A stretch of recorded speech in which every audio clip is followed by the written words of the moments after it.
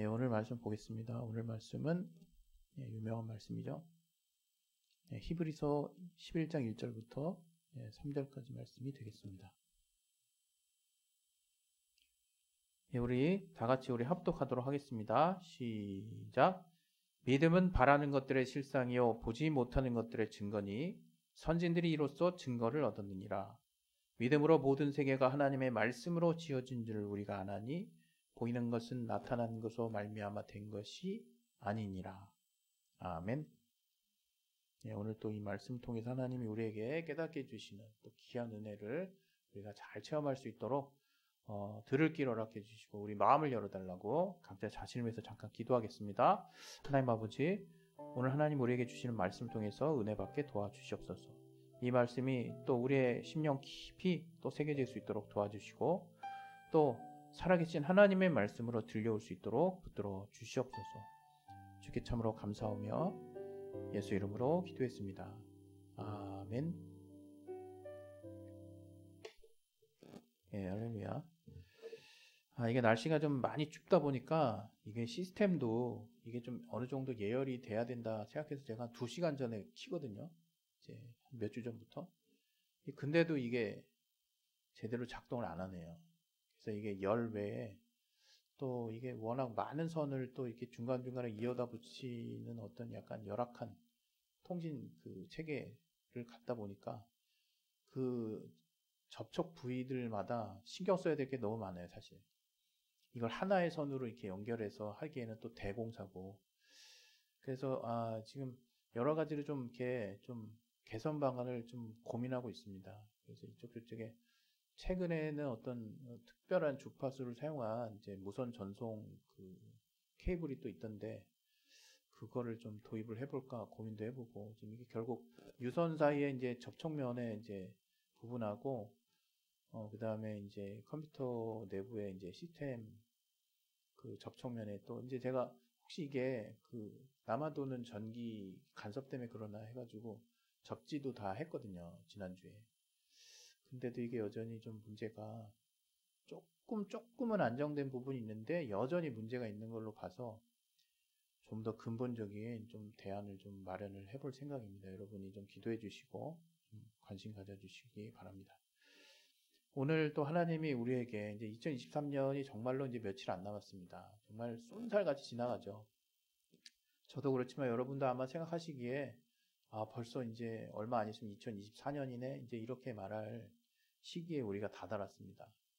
우리 젊은 친구, 어린 친구들은 이제 좀 더 한창 또 밝은 또 뭐랄까요, 활달한 또 활발한 이제 세상을 향해서 이제 한 발짝 더 나아가는 것이 될 수 있겠고, 그렇다고 이제 우리가 이제 나이가 이제 중년을 넘어선 분들이라고 해서 실망할 필요는 없죠. 이게 또 우리는 이제 이 땅의 인생뿐만이 아니라 영원한 삶에 대한 소망이 있는 자들이기 때문에 여러분이 또 뭐 그렇다고 해서 이 땅에서 아무것도 아니다 이렇게 생각하시는 또 우리 교회 출신이 없길 바랍니다. 저는 그렇게 설교한 적 없고 여러분이 육신 있는 이 땅의 삶을 사는 동안만큼은 정말 최선을 다해야 돼요. 그래서 하나님의 일반 계시 안에서 머리에 땀을 흘려야 수호산을 먹는다 그렇게 분명히 말씀하신 것처럼 여러분이 열심히 수고하고 분명히 정말 땀을 흘린 그 결실에 대해서는 하나님이 소산을 먹을 수 있도록 해주실 겁니다. 그래서 여러분이 이 땅에서도 열심히 여러분의 정말 맡겨진 삶을 살 수 있기를 바라고요. 그러한 삶 가운데 여러분이 삶에 좀 뭐랄까 어떤 동기나 또 어떤 소소한 기쁨이 또 있기를 바랍니다. 네, 오늘 제가 좀 이렇게 부연이 좀 길었는데 오늘 이제 하나님께서 저에게 여러분과 나누기를 원하시는 말씀은 그 유명한 말씀이기도 하지만 정말로 잘 안 되는 말씀이긴 해요. 하나님이 오늘 또 우리에게 보이신 길 중에 또 어떤 길이 있을까? 또 하나님이 너무나 이렇게 또 선명하게 저에게 또 두드리신 그 대목이 바로 믿음의 길이라고 하는 거예요. 믿음의 길. 근데 단지 그 믿음의 길이다라고 여러분에게 말씀드리기보다 조금 이제 그것을 풀어서 오늘 이제 설교 제목처럼 믿음이 보여주는 실상의 길, 믿음이 보여주는 실상의 길 이렇게 좀 풀어봤습니다. 이게 무슨 얘기냐면 우린 분명히 그리스도인이라면 믿음이 있어야 돼요. 이 부분에 대해서 이견을 다시는 분은 없길 바랍니다. 여러분이 예수를 믿는다면 주님의 보혈의 공로, 또 여러분이 자세하게 뭐 어떤 정말 신앙적인 또 성경적인 지식이 좀 그렇게 깊지 않아서 하나님이 약속한 것들에 대한 디테일하지 못한 어떤 결과, 그런 어떤 지식을 여러분 안에 두고 있다 할지라도 분명한 것은 아무리 성경에 지식이 많다고 해도 하나님 보실 때 그 사람이 정말 하나님을 향한 믿음, 하나님 향한 믿음의 중심이 없다고 한다면 하나님은 그 사람을 통해서 자신을 드러내지 못하세요. 조금 좀 이기적으로 설명하면 하나님 편에서 하나님은 그런 사람하고 소통하지 않으시려고 할 거고 또 역사하시지도 않으실 겁니다. 왜냐하면 이것은 하나님이 우리에게 약속하신 대원칙에 속하는 부분이기 때문에 그래요. 왜? 하나님이 우리에게 요구하신 게 유일하게 딱 하나예요. 그것은 믿음. 오직 믿음을 통해서 우리와 소통하시길 원하시기 때문에 왜? 이제 인간 스스로의 능력의 최대치를 사용한다 해도 죄의 문제를 극복할 수 없고 또 하나님을 만나는 그 정말 길 자체가 믿음을 통해서는 하나님께 나아갈 수가 없기 때문에 하나님이 이 믿음이라고 하는 그 수단, 이 믿음이라고 하는 통로를 엄청나게 중요한 요소로 우리를 향해서 보실 때 생각하고 계신다는 거예요.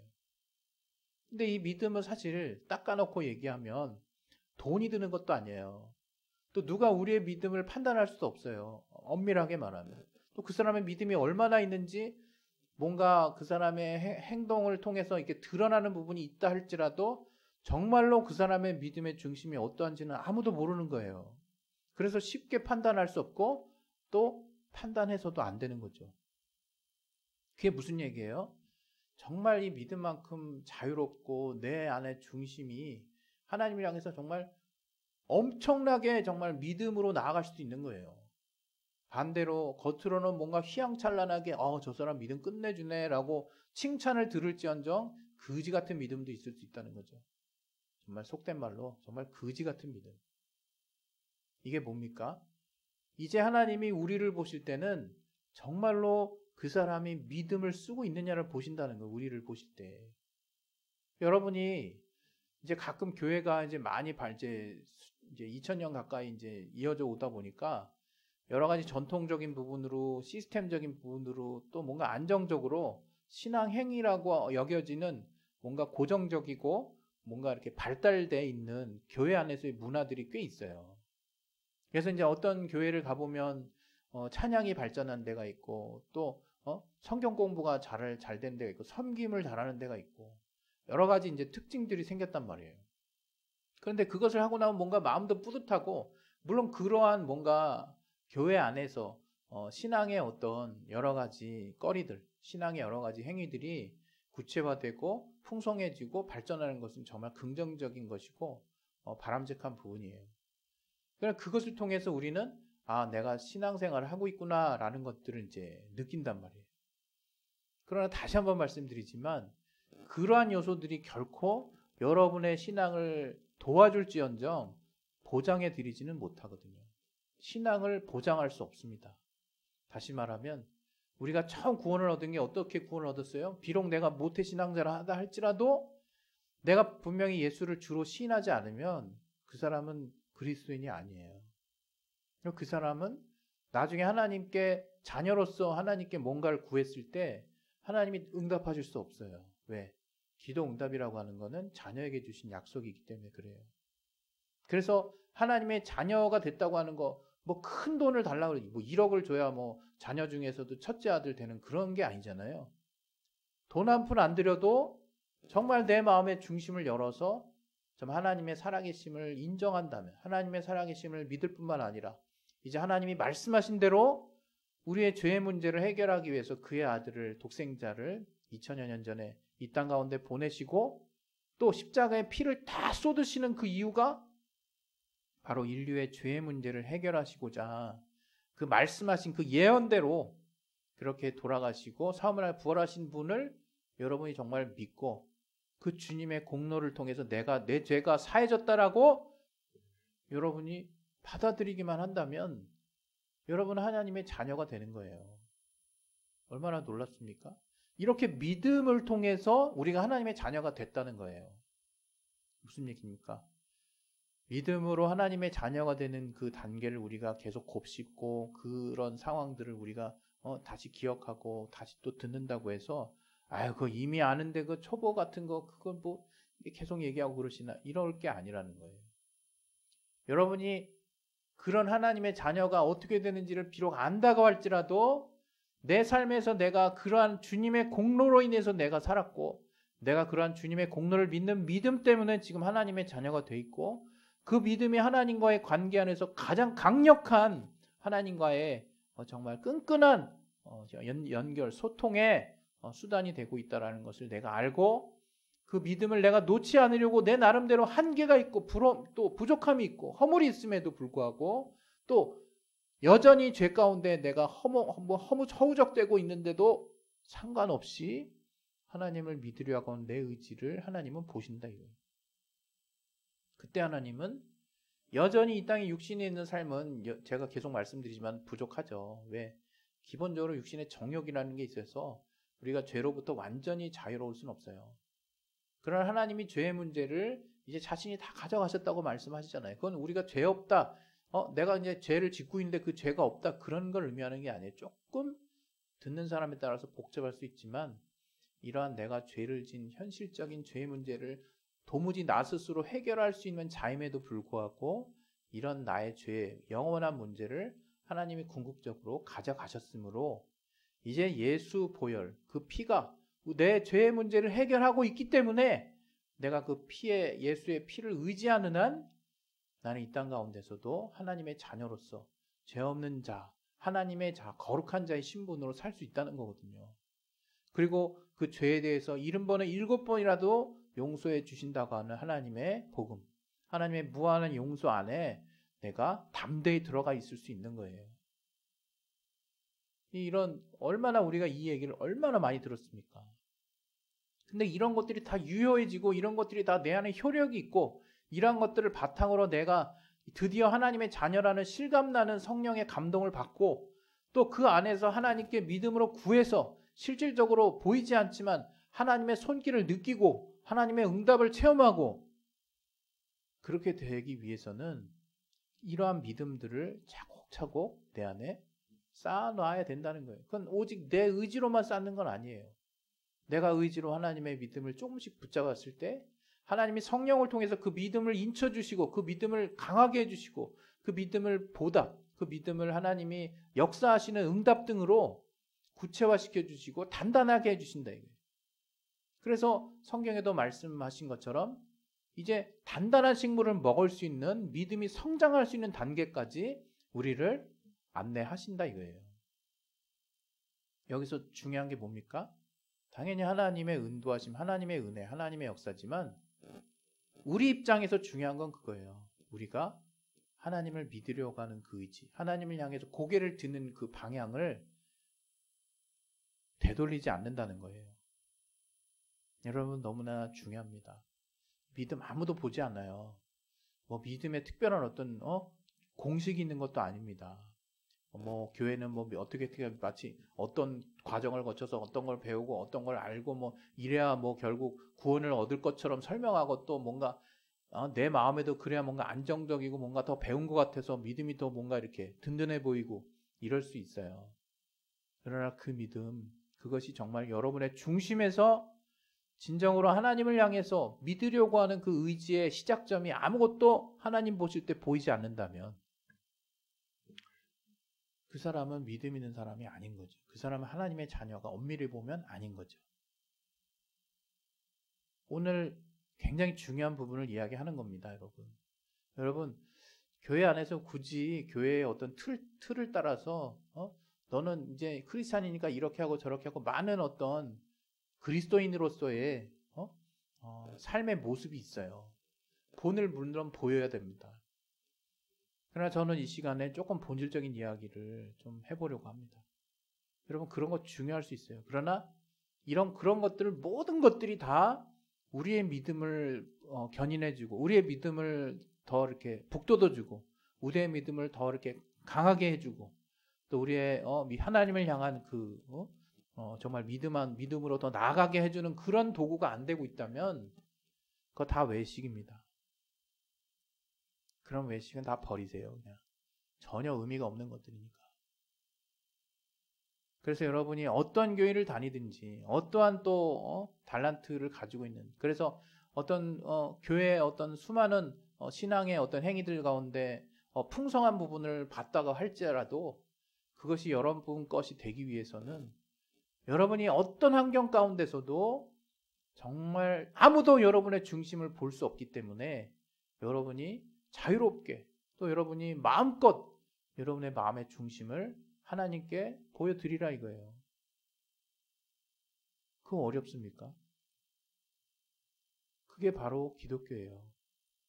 여러분의 믿음의 중심을 자유롭게 하나님께 알 수 있는, 하나님께 보여드릴 수 있는, 그걸 통해서 하나님은 살아계시기 때문에 그에 상응한 응답을 해주신다는 거예요. 그걸 체험한 사람은 이제 소위 말하면 이제 속도가 붙어요, 믿음에. 자, 여러분 오늘 본문 어떤 말입니까? 너무 유명한 말씀이잖아요. 오늘 본문 봅시다.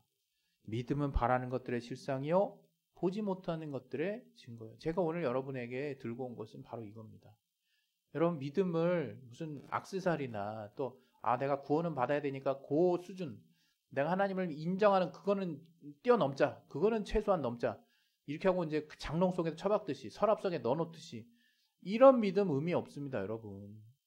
예, 또 이렇게 너무 과격하게 얘기하면 또 어렵게 믿음 가지신 분이 실망할지 모르지만 솔직히 말하면 그렇게 하고 놔두고 이제 사는 분들은 언젠간 그 믿음을 잃어버려요. 여러분 믿음이라는 건 뭐냐? 오늘 이 본문의 말씀이 말해주고 있습니다. 어떻게?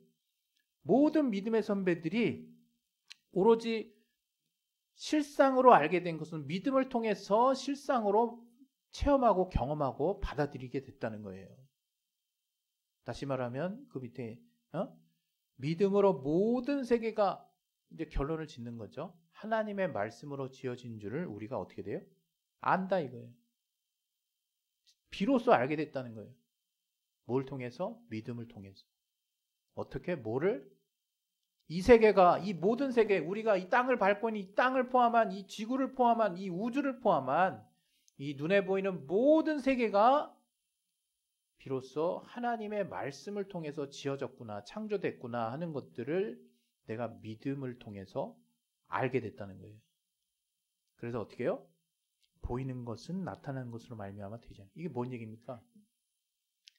되게 간단한 얘기거든요.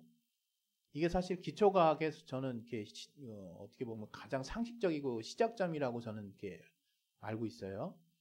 물론 여러분 믿음이 되게 우리의 과학적인 부분하고 상충하는 부분이 있어요. 그러나 이것이 뭔가 서로 대립관계에 있다라고 여러분이 생각하시면 안 돼요. 나중에 여러분이 성령 안에서 이제 깊이 체험하게 되면 이 과학 또한 하나님이 지으신 이 의학이나 범주 안에서 굉장히 중요한 역할을 하고 있는 거구나, 이런 걸 이제 나중에 알게 되고 서로 상호 보완적인 관계에 있고 더 나아가서는 이 영적인 부분을 알게 되면 이 땅의 물질계에 속한 부분들을 우리가 좀 더 깊이 있게 이해할 수 있는 안목을 가질 수 있다는 것에 동의할 날이 이제 올 겁니다. 다시 말하면 오늘 이 본문에서 이제 눈에 이제 보이는 것은 나타나는 것 때문에 내가 보이는구나 이게 아니라는 거예요. 그러니까 쉽게 얘기하면 과학에서 이 존재의 시작이 뭡니까? 눈에 보여야죠. 눈에 안 보여? 그럼 현미경으로. 그래도 안 보여? 고광학, 초고밀도 현미경. 그리고 너무 멀어서 안 보여? 망원경, 천체 망원경. 엄청난 슈퍼 기능을 가진 망원경에서 저 멀리 뭔가가 있다 그러니까 끌어당겨서 존재를 확인을 해요. 그래서 비로소 내 눈이 그 존재를 확인하면 나타나 있죠. 그러면 있구나. 이렇게 시작되는 게 사실은 과학의 시작이라고 알고 있거든요. 근데 믿음은 그게 아니에요.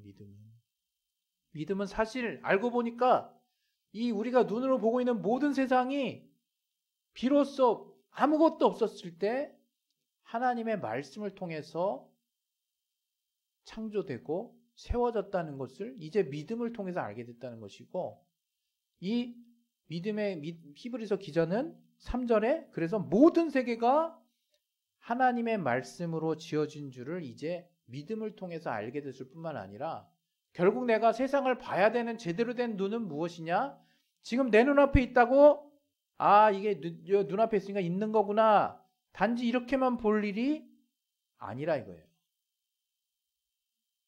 좀 풀어서 얘기하면, 눈앞에 보이니까 이게 정말 보이는 거구나. 물론 여러분이, 저는 제가 이 설교를 듣고 나서 이제 뭐 영안이 띄었다고 해서 뭔가 영적으로 깨달았다고 해서 눈앞에 뻔히 보이고 있는데 그거 안 보이는 것처럼 이렇게 혼란스러워지라는 게 아닙니다. 여러분 눈앞에 접수되는 거 다 보이는 거죠. 만져지는 건 만져지는 겁니다. 우리 오감을 뭔가 초월하는 뭔가를 제가 말씀드리려고 하는 게 아니에요. 우리가 실상으로 접하고 있는 모든 세계가 사실은 좀 더 본질적인 하나님의 말씀 안에서 이 보여지는 것들이 세워졌다. 그래서 우리 눈을 통해서 이 존재가 확인되고, 우리 눈을 통해서 이것이 실제로 존재한다는 것에 대한 인식이 이루어지는 이 모든 이 땅의 세계에서 생활하고 있는 우리의 모든 삶에, 눈에 보이는 삶의 모든 것들이